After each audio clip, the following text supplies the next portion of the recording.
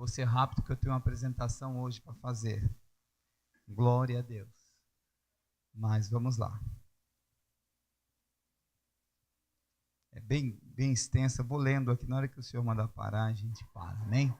1 Reis, no capítulo 19. Elias foge de Jezabel. Glória a Deus.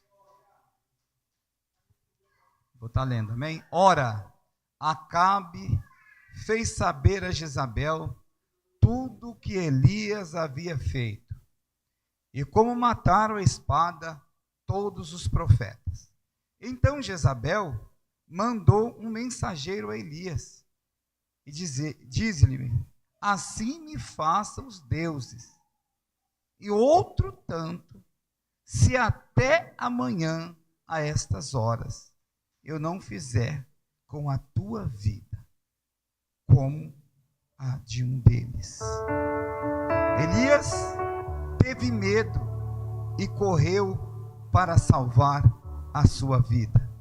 Quando chegou em Beceba, que pertence a Judá, deixou ali o seu moço. Ele mesmo, porém, foi ao deserto a caminho de um dia, e chegou, assentou-se debaixo de um zimbro e pediu para si a morte, dizendo: já basta, ó Senhor, toma agora a minha vida, pois não sou melhor do que os meus pais. Amém?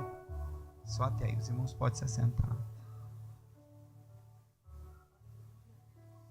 Eu não sei se você prestou atenção no culto essa noite, mas eu costumo prestar atenção nos louvores, eu costumo prestar atenção naquilo que é falado, que sai da boca dos irmãos, né? E eu vinha com esse texto já, pensando nesse texto há alguns dias. Pensei eu hoje, eu não vou pregar, eu quero ouvir, né? Eu quero ouvir porque a gente prega bastante e tem alguns momentos que a gente quer ouvir o Senhor falar. Mas, quando eu pensava, sozinho, no meu pensamento, em casa, eu falei: eu não vou pregar hoje. A minha filha veio e falou: qual vai ser a palavra, pai? Eu tomei até um susto. Eu falei: não sei. Então, Deus, Ele conhece o meu e o seu coração. Nós temos um texto aqui que vai falar dos grandes profetas que a Bíblia registra. Um dos maiores profetas que está registrado aqui. Ele foi aquele profeta que profetizou para Acabe, para Israel. Foi aquele profeta que profetizou e proveu para a viúva de Serepta. Foi o profeta que foi atendido pelos corvos quando não existia água. Foi o profeta que se encontrou com Acabe quando ele disse que ia haver água. Acabe ainda chamou: és tu perturbador de Israel? Desse jeito para ele. Ele falou: não sou eu que perturbo Israel, não. Eu perturbo tu e a tua família, porque tu tens se rendido a Baal, queimado incenso a ele. Olha que coisa tremenda. E nesse momento ele diz o seguinte: avisa para os profetas lá se reunir, vamos fazer um propósito que eu vou falar com o povo. Vou falar com o povo. Vocês querem servir a Baal ou a Deus? Aí foi feito um desafio. Só que se você contextualizar, ele vai verbalizando que só tem ele, só tem eu, só sobrou eu, só tem eu. Mas esqueci o nome, um dos servos de Acabe tinha escondido 50 profetas que alimentava de pão e água e vinho, e esse profeta estava guardado. Mas se você perceber no texto, ele está dizendo toda hora: só sobrou Olha só. E aí ele chama, e aí vocês conhecem bem o texto, lá no Monte Carmelo. Aí aparece lá 450 profetas de Baal e mais 400 profetas de Azera. E aí o que acontece? É feito aquele desafio, ele manda que os profetas de Baal e de Azera monte um altar, ofereça o sacrifício para Baal. Eles montaram, eles cortaram o novilho, jogaram sangue, colocaram lá, e Baal não escuta. E foi muito difícil para eles. Esse mesmo profeta que eu vou dizer, que eu estou contando aqui para vocês, ele mandou arrumar o altar, ele arrumou ali o altar, mandou fazer cortar o chão assim, ó, uma vala grande, mandou jogar água dentro, e ele só falou uma vez, e Deus desceu com fogo, recebeu o holocausto, lambeu aquela água toda. Mas aí, irmão, ele está revestido, está forte. E quando você chega nesse texto aqui, nessa parte que eu vou pregar agora, você vai perceber que Acabe chega em casa, cabisbaixo, entristecido, um homem conhecedor de Deus, conhecedor da lei, Deus colocou como rei, e ele conta o que aconteceu, morto de vergonha. A mulher dele diz o seguinte, manda um recado para Elias, diz o seguinte, eu não quero me mudar meu nome, pode me chamar de qualquer coisa, se eu não for de Isabel, até um horário desse, até amanhã, se eu não matar você, eu não me chamo Jezabel. Desse jeito, até amanhã, essas horas, eu não matar ele, eu não me chamo Jezabel. O que aconteceu? Ajuntou que ele está sozinho na cabeça dele, e ajuntou mais um negócio chamado medo. O que ele fez? Ele foge. Só que se você começar a pensar, por que será que Elias fugiu de Jezabel? Por que será? O culto todo foi falando hoje aqui, não sei se você percebeu, Deus falando sobre esse assunto aqui. Olha só, se você pensar no homem natural, primeiro ele se sentiu sozinho.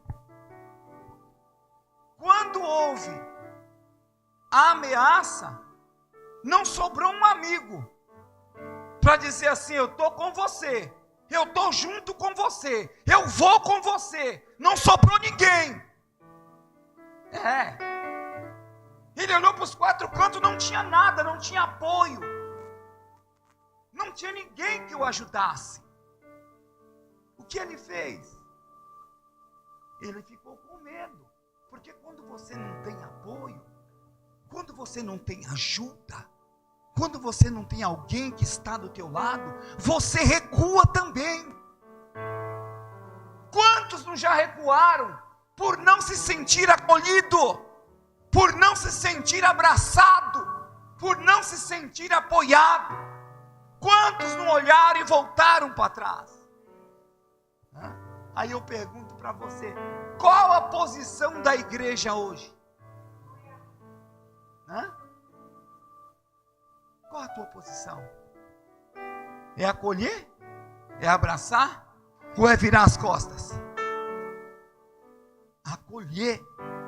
A igreja acolhe, a igreja abraça, a igreja ajuda. Não é assim, não é só chegar aqui, a gente louvar e ir embora para casa, não. Aqui existiu um homem poderoso na mão de Deus, porém frágil como homem, falho como homem, necessitado como homem. Só que quando ele olha para os quatro cantos, ele não acha ninguém para apoiá-lo, ele não acha ninguém para dar a mão para ele, ele não acha ninguém para pensar, poxa vida, ele está sendo ameaçado, eu vou junto com você. Não tem um ditado, estamos juntos?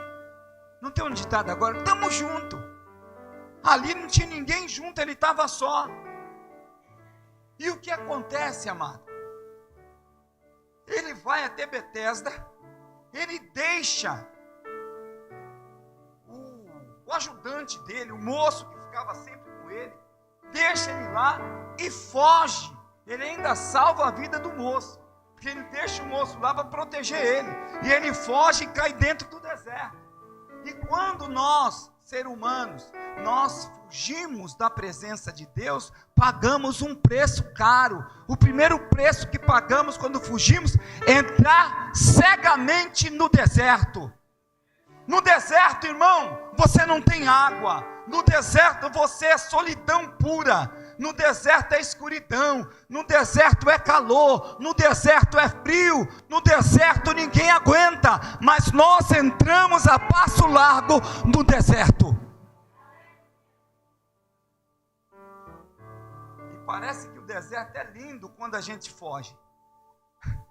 Parece que o deserto é maravilhoso, você cai dentro dele, você pensa que está tudo bem, só que vai chegar um momento que você vai falar, não aguento. Ele começa a caminhar, chegou um momento, irmãos, que ele deita, ele arrumou um espaço, uma sombra, um zimbro, um arbusto, e ele deitou embaixo, e ele falou assim, eu não sou melhor que ninguém, eu não sou melhor que meu pai, eu não sou melhor que a minha mãe, eu não sou melhor que os meus amigos, e só sobrou eu de novo, só sobrou eu como profeta. Mal sabia ele que ele estava redondamente enganado. Ele estava enganado, porque Deus estava com os profetas escondidos, guardando, protegendo, e Deus estava com ele, mesmo ele não tendo certeza de que Deus estava. Exato. Ele esqueceu, porque assim, quando você fica com medo, quando você resolve a tua vida, e você quer entrar aonde você quiser, você esquece que Deus é com você. Só que Deus ainda é misericórdia, Deus ainda olha para você, Deus ainda olha para mim, Deus ainda tem misericórdia de nós, irmão.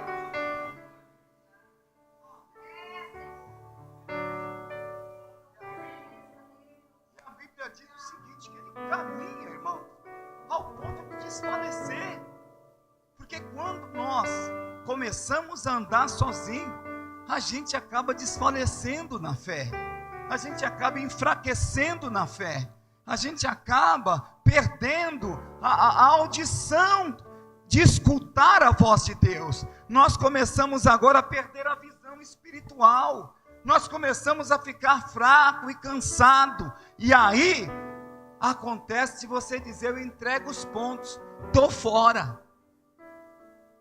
Quantos eu já vi acontecer isso? Não foi só uma pessoa, várias pessoas eu já vi. Chegou em certo momento, parou, não aguentou, mas agora ele cai num sono, e aí a providência vem do céu.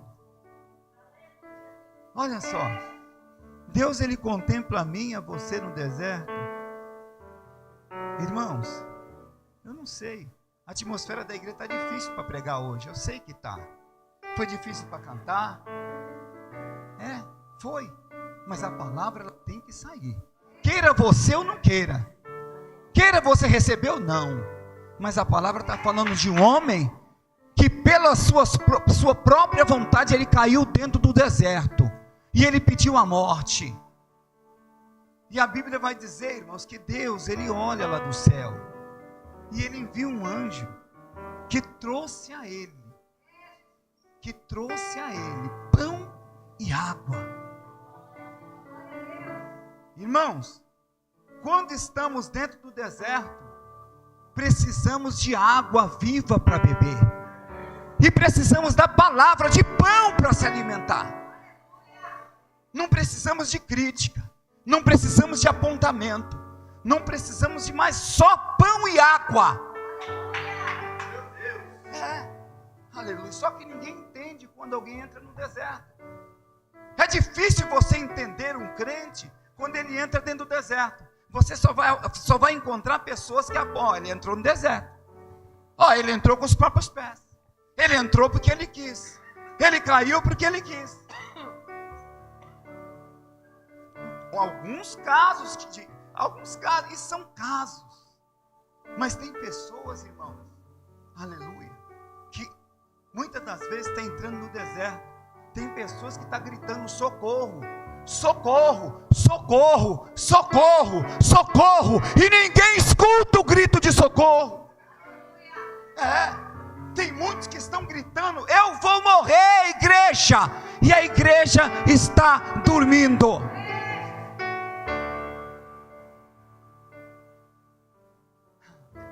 Mas aí o Senhor fala no meu ouvido, ó: não importa, o caminho é longo, é difícil demais. Olha só. Pois a dor que quer ser minha amiga desafia minha paz. Presta atenção. Já não posso andar, minhas mãos são pesadas demais.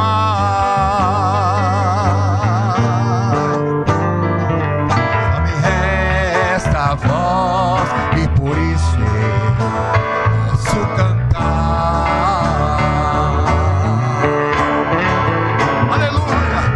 Vida, eu posso dizer a você: eu tenho vida.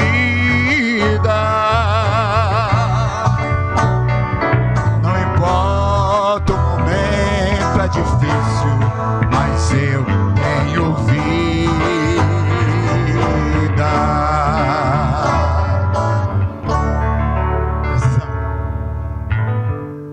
Cante no deserto, glorifique no deserto, dê glória no deserto.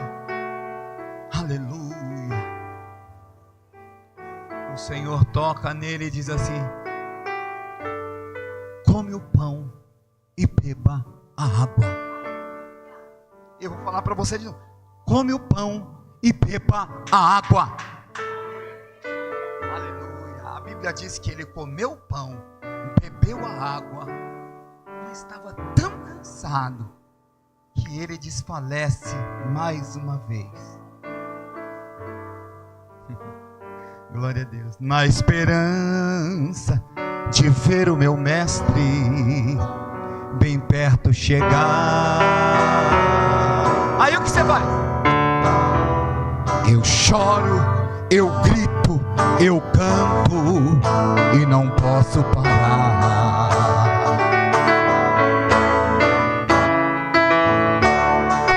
Dá voz e por isso eu posso cantar.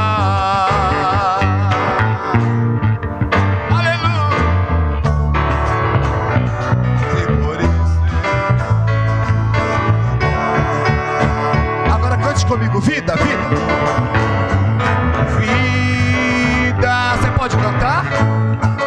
Eu tenho vida, você também tem vida. Não importa, importa o momento, mas eu tenho vida,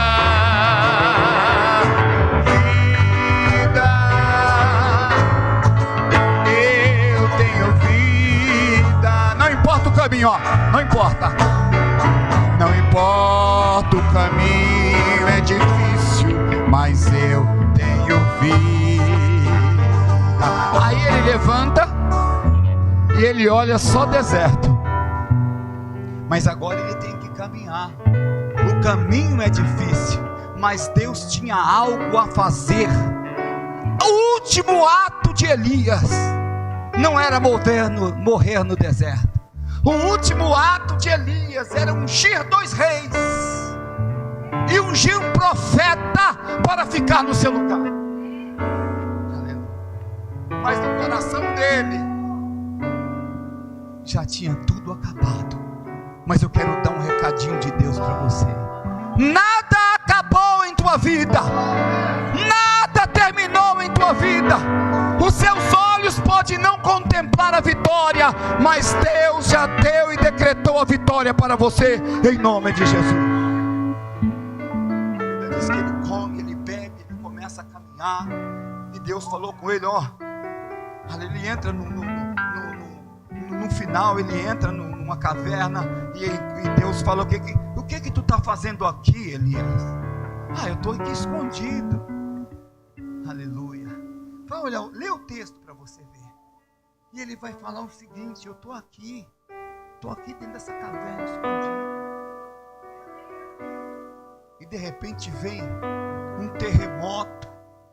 Vem um terremoto, um vento danado. E ele olhou, Deus não estava lá. Dentro dessa caverna veio uma saraiva de fogo. Ele ficou com medo danado, mas Deus não estava lá. Presta atenção nisso. Aleluia.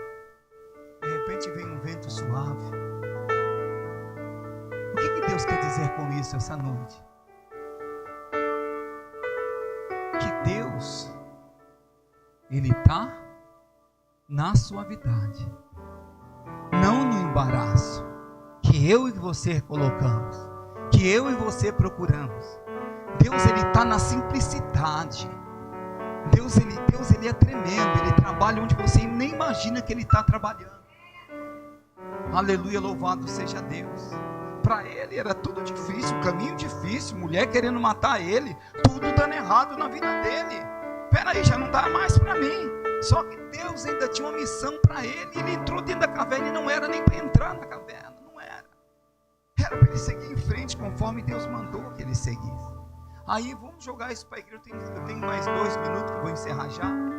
Por que Deus está falando comigo e com você essa noite assim? Por que será que Deus mandou pregar essa palavra essa noite?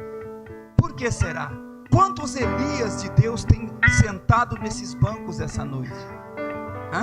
Quantos chamados de Elias tem aqui? E quantos Elias com medo entra dentro do deserto e começa a pagar um preço e não sabe por que tá bom? Tem pessoas que tá com novelo de lã enrolado nas pernas, nos braços, todo enrolado. Por quê? Porque não ouviu a voz de Deus. Mas Deus está dizendo essa noite mais uma vez para você: levanta e anda, porque não é aqui o seu descanso. Não é aqui o seu descanso. Nós que programamos o descanso. Quando nós programamos a nossa vida, é nós que programamos, não é Deus. Agora, se essa programação de vida sai lá do céu como decreto, você pode seguir em frente, que Ele é na tua vida. Você pode seguir em frente. Uma pequena palavra que eu vou terminar agora. Mas o que levou Elias, igreja, a entrar dentro do deserto?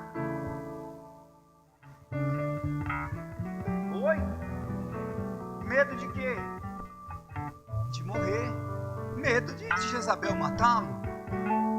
Ele era profeta. Ele tinha matado a espada 850 profetas. Ele tinha Deus. Irmãos, Deus falava com ele. Ele orava, fechava as portas do céu, as comportas do céu, eu digo. Não acontecia. Esse profeta, aleluia, quando encontrou a viúva de Serepta, ela estava bem de vida, tinha recurso. Deus proveu recurso sobre a vida com a vida dele ou não foi? Só que nesse momento ele está fraco. O que eu quero dizer a você: eu e você, nós somos limitados, somos fracos, mas a graça de Deus, aleluia, sobre a nossa vida, nós atravessamos qualquer deserto, nós atravessamos qualquer dificuldade, nós atravessamos ameaças, nós atravessamos e vencemos a morte, porque Ele é Deus em nossa vida. As palmas para Jesus. Glória a Deus.